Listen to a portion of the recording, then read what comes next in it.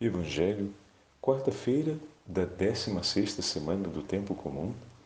Hoje, memória de São Joaquim e Santana, pais da Beatíssima Virgem Maria, a voz de nosso Senhor.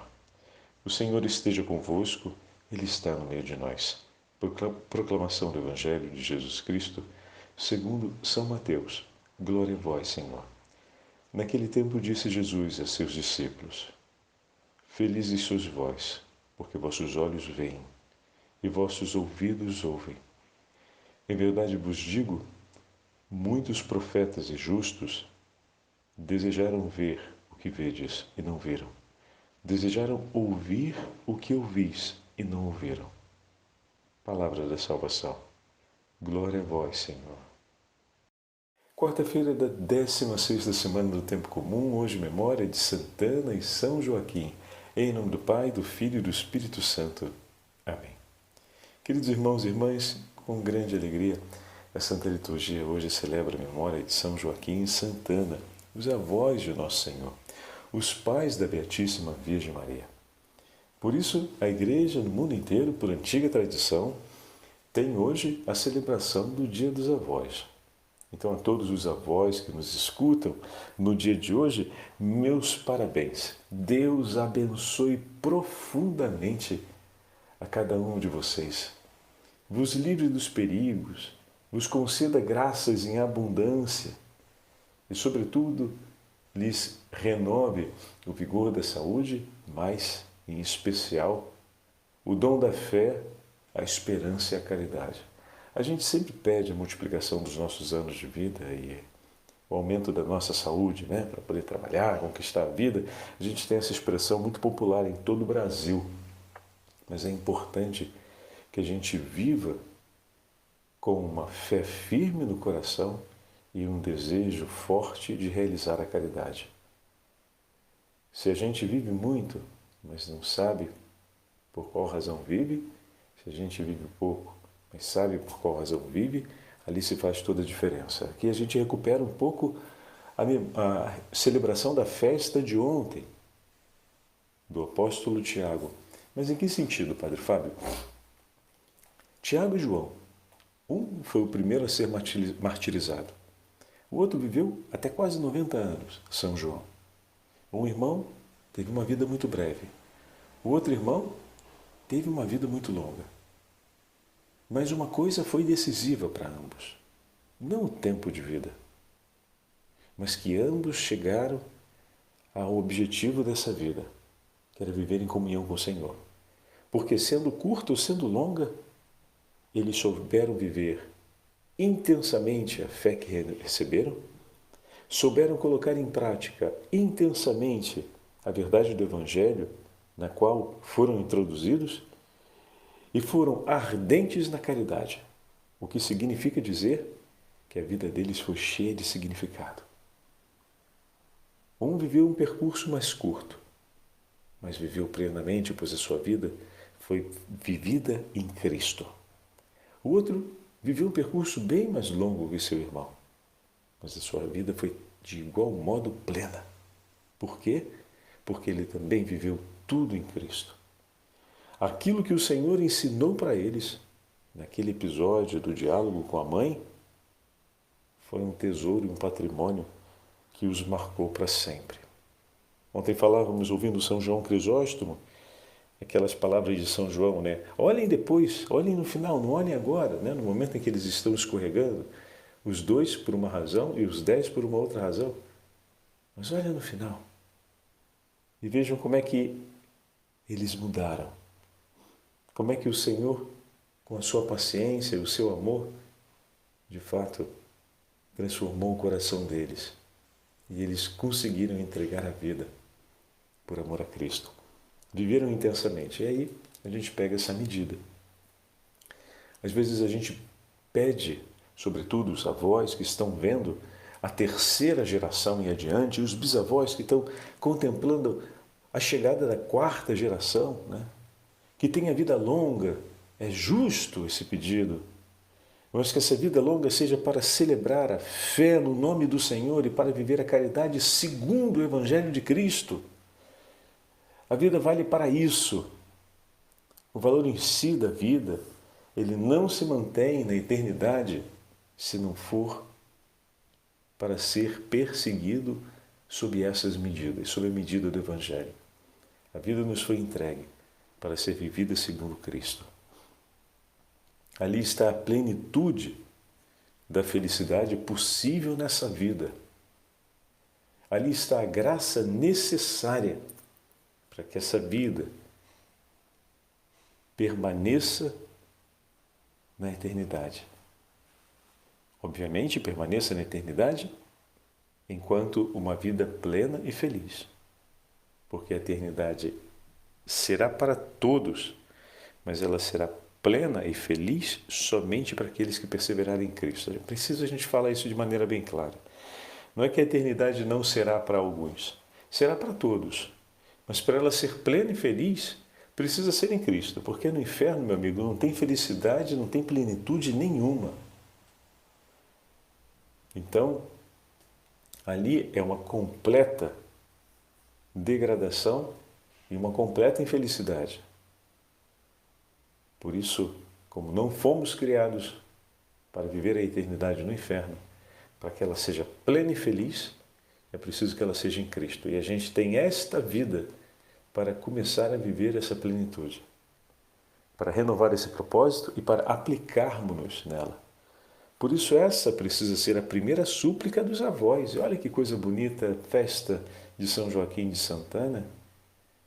Seguir exatamente um texto que nós acabamos de ouvir, no dia de ontem nós ouvimos, né? Para o apóstolo São Tiago. Mas o texto do Evangelho de hoje tem uma força significativa sobre a memória desses dois santos. Olha o que Jesus fala hoje no 13º capítulo aos seus discípulos. Ele diz de maneira muito clara: felizes sois vós, porque vossos olhos veem e vossos ouvidos ouvem. Que grande felicidade! A de Joaquim e de Santana, de terem visto aquilo que muitos profetas e justos desejaram ver, e de terem ouvido aquilo que muitos profetas e justos desejaram ouvir. Quando aparece a história de São Joaquim e Santana, que não está presente na Bíblia, bom, o padre agora lê uma breve biografia para entendermos o conhecimento a respeito de Santana e de São Joaquim e da história deles, e depois vamos ouvir uma meditação do Papa Damaso, que vai falar a respeito São João Damasceno. São João Damasceno, bispo, eu já estava confundido que era o Papa São Damaso, mas não.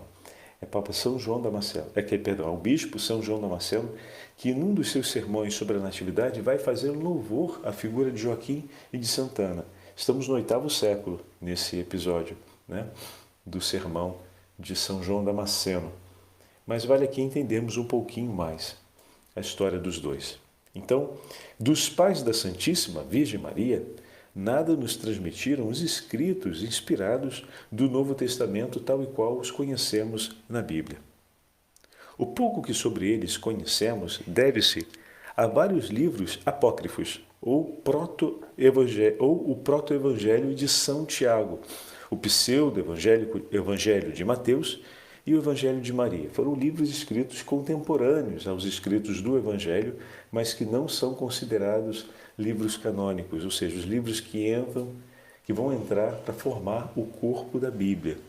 Esses livros apresentam um núcleo de verdades históricas, embora em muitas coisas sejam lendários. O nome de Ana, em hebraico significa Hana, ou Joana, se queremos ainda uma outra tradução, e exprime a graça, ou a bondade, ou a misericórdia. Joaquim equivale a Yahvé, aquele Deus que fortalece, Yahvé que fortalece. Ambos os nomes indicam, portanto, a missão divina que Deus vai realizar através deles. Preparar em Israel a realização das promessas messiânicas, sendo eles os imediatos progenitores da mãe do nosso Salvador. Pouco nos consta da vida externa desses dois santos esposos. Basta-nos saber que foram pai e mãe da Virgem Maria, da cheia de graça, a bendita acima de todas as mulheres, a mãe de nosso Senhor Jesus Cristo. Sabemos que no seio de Ana germinou a plenitude da graça, que nas suas entranhas se realizou o mistério da Imaculada Conceição de Maria. Os dois anciãos tinham por muito tempo suplicado ao Senhor uma bênção, e afinal veio a ser-lhes concedida em abundância. Todos os anseios, todos os suspiros apaixonados dos antigos patriarcas se tinham condensado neles, e neles se condensou também a realização de todas as promessas de Deus, ao fazê-los pai e mãe de Maria Santíssima. Eles foram a haste de onde brotou a flor que havia de produzir o fruto bendito, nosso Senhor Jesus Cristo, o nosso Salvador. É isso que sabemos de Santana e São Joaquim.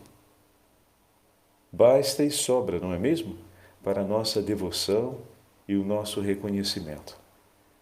Grandes tiveram de ser aqueles corações e muitos santos para Deus os escolher como pais da Virgem Imaculada, da Mãe de Deus. A devoção a Santana remonta ao VI século da fé cristã, especialmente começou no Oriente. No Ocidente, a data dos grandes escritos específicos sobre a devoção a Santana começam no X século, mas ela já é citada a partir dos séculos precedentes, VIII e IX. A devoção a São Joaquim, ela aparece mais tarde, associada a Santana, figurando a beleza do esposalício bendito por Deus e escolhido por Ele para ser apresentada ao mundo, a Santa Mãe de Deus. Olha que lindo, meus irmãos, essa frase me toca bastante. São esposos santos, o Senhor escolheu os esposos santos para poder conceder ao mundo a Beatíssima Virgem Maria. Então, os seus pais foram santos. Como Deus busca casais que vivam a santidade, que desejem ardentemente praticar aquilo que o Senhor nos ensina. E como é fundamental que pais que perseverem na santidade consagrem toda a sua vida a Cristo Jesus para serem conduzidos e transformados por Ele na beleza da aliança matrimonial, a fim de que Ele possa gerar os frutos benditos dessa aliança. Assim como a Virgem Maria foi o fruto bendito da aliança desse casal, Santana e São Joaquim. E isso é interessante porque normalmente quando a gente pensa os nossos avós, a gente não pensa essa característica específica, né? O que os meus avós me deixaram como um primeiro tesouro? A beleza de um santo matrimônio. A beleza de uma vida de casal vivida em Cristo, vivida no nome do Senhor, vivida na aliança, segundo a vontade de Deus. Esse foi o primeiro tesouro, porque daí vieram todos os outros, né? A gente geralmente lembra dos nossos avós numa memória ou em elementos mais próximos da gente, como o carinho, a delicadeza, o cuidado, né? A vovó tem sempre aquela mão especial para saber olhar por nós, para saber entregar pela gente o carinho a mais, que conhece muito bem os nossos gostos, conhece aquilo que nos agrada e tem o zelo por cuidar disso, intercede em momentos difíceis, né? Para tirar a gente, às vezes, de uma enrascada, quando a nossa mãe está irritada, porque ela sabe como chegar e fazer aquele pedido, fazer aquele apelo, né? Então tem esse papel de uma intercessora em certos momentos que vai fazer muita diferença por nós. A gente lembra esses dados, né? E diz, bom, esses são alguns dos tesouros que minha avó me deixou, além dos ensinamentos de vida, além do testemunho de tudo que ela viveu, de tudo que ela passou para manter a geração dos meus pais, né? A geração da minha mãe, do meu pai, dos meus tios, enfim, e nos levar, né, adiante sem que nada se perdesse para o bem da nossa família, Mas a coisa principal, quando a gente olha para a vida de Santana e de São Joaquim, e hoje nós tivemos a oportunidade de ver isso, é bendizer a Deus por terem sido um casal de fé. Um casal temente ao Senhor, um casal que soube esperar no Senhor, um casal que buscou viver santamente a vida mesmo diante de uma situação muito difícil, que era aquela de não ter filhos. E pediram ao Senhor, esperaram no Senhor e viveram uma entrega total de vida um pelo outro. Esse testemunho de uma entrega total de vida no matrimônio, essa aliança bendita em Deus, o vínculo do matrimônio, foi o primeiro grande tesouro que esse casal de avós deixou. E como é importante a gente bendizer essa verdade também na história dos nossos avós. Agora, eu queria aproveitar para a gente ouvir juntos o texto de São João Damasceno, muito delicado, falando a respeito da Virgem Maria e enfatizando a presença de São Joaquim de Santana. Vós os conhecereis pelos seus frutos. Estava determinado que a Virgem Mãe de Deus iria nascer de Ana. Por isso, a natureza não ousou antecipar o germe da graça, mas permaneceu sem dar o próprio fruto até que a graça produzisse o seu. De fato, convinha que fosse primogênita aquela de quem nasceria o primogênito de toda a criação, na qual todas as coisas têm a sua consistência. Ó casal feliz, Joaquim e Ana! A vós toda a criação se sente de certa forma devedora, pois foi por vosso intermédio que a criatura ofereceu ao seu Criador o mais valioso de todos os dons, isto é, a Mãe pura, a única que era digna do nosso Criador. Alegra-te, Ana estéril, que nunca foste mãe. Exulta e regozija-te, tu, que nunca deste à luz. Rejubila-te, Joaquim, porque de tua filha nasceu para nós um menino. Foi-nos dado um filho, o nome que lhe foi dado é Anjo do Grande Conselho, Salvador do mundo inteiro, Deus forte, Deus conosco, Emanuel. Este menino Joaquim é Deus. E assim, citando o profeta Isaías, ele faz esse parágrafo tão bonito, né? Porque Ana era estéril e o Senhor lhe tirou a vergonha da esterilidade, como diz o texto bíblico, dando a ela um fruto, uma flor bendita, que nos daria o fruto da graça para a salvação do mundo inteiro. Aí ele volta agora. Ó casal feliz, Joaquim e Ana, sem qualquer mancha, sereis conhecidos pelo fruto de vossas entranhas, como disse o Senhor certa vez. Vós os conhecereis pelos seus frutos. Mateus capítulo 7. Estabelecestes o vosso modo de viver da maneira mais agradável a Deus e digno daquela que de vós nasceu. Na vossa casta e santa convivência, educastes a pérola da virgindade, aquela que havia de ser virgem antes do parto, no parto, e continuaria virgem depois do parto. Aquela que de maneira única conservaria sempre a virgindade, tanto em seu corpo como em seu coração.